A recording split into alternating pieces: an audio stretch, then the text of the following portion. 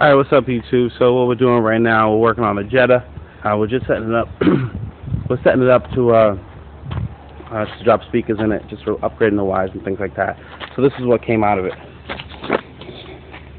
It was the premium package. So it came with the mini components and the mid bass and the highs. So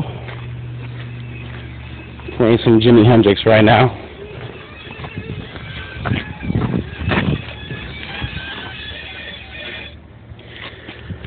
Right, so we took the speakers out. What I'm thinking about putting right here are some Lanza 600 watt, 6.5 inch subwoofers. Not exactly sure on how I'm going to fit it in there, if I have enough mounting depth in there to put the speakers, but I did run the wires. It's really interesting because when the wire comes out of this port right here, it's like a plug. Normally I was just used to wires running through here and you can just kind of fish it through, but this has a plug, so if I take this plug out or I drill through and crack that board in there, my power locks won't work. So I had to find a way around it.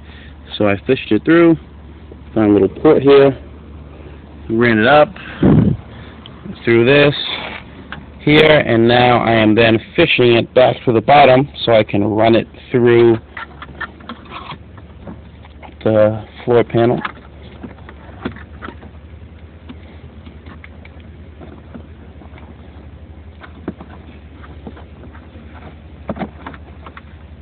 And there we go.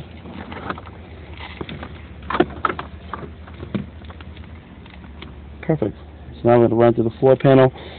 And what I'm going to do, and this, obviously the CD player I'm using is a Sony Explode CD player. It's pretty good. I've always used Sony CD players. There's probably obviously better brands out there, but I just kind of choose to go with them. And this CD player, it doesn't, when I put the CD player in, it doesn't sit as flush as I would like it. So what I'm going to do later is get my Dremel out and kind of just cut some away back there so it can sit nice and flush. And just kind of vacuum the carpet out, and that door's already taken off.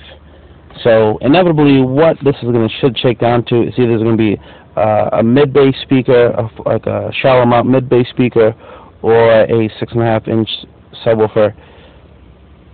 I think right here I'm going to end up putting some 6s, even though this is only for I think about a 4 or 3 inch. I will make it fit. Pretty much what it shakes down to. I like how 6 inch speakers sound. I get my Dremel out and just kind of make it fit. I'm going to do the same thing on the other side. Got some 6.5s back here. Kenwood KFC 6.5s. Right now I'm running a Rockford Frostgate Punch 400.4 amplifier. I think I'm running at 2 ohms right now, just almost for those 2 speakers. And the subs that are going to go in, I just finished building the boxes. It's going to be 3 10-inch subs facing in, so this back seat right here is going to be down, and there's going to be 3 10s facing in. Behind that is going to be 2, maybe between 2 and 4 car batteries.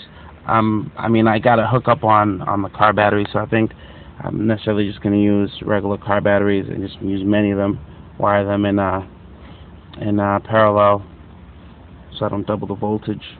But I'm going to be running between 2 and 4 car batteries, and behind that I'm going to have 2 12s. I think they're going to be Alpine Type R's. I have the box already finished, just waiting for the box to finish drying, but I think I'm going to have 2 Alpine Type R's in a vented box behind that, and inevitably I think I'm going to be running 3 amps because for the subs and the doors I think I'm going to use the Lanza mini amp, the 1000 watt mini amp. There's a 4-channel Rockford Frostgate amp. I inevitably will split half between some highs and mids, and the other half running 3 10s, and there's going to be a bigger amp running the 2 Type R's.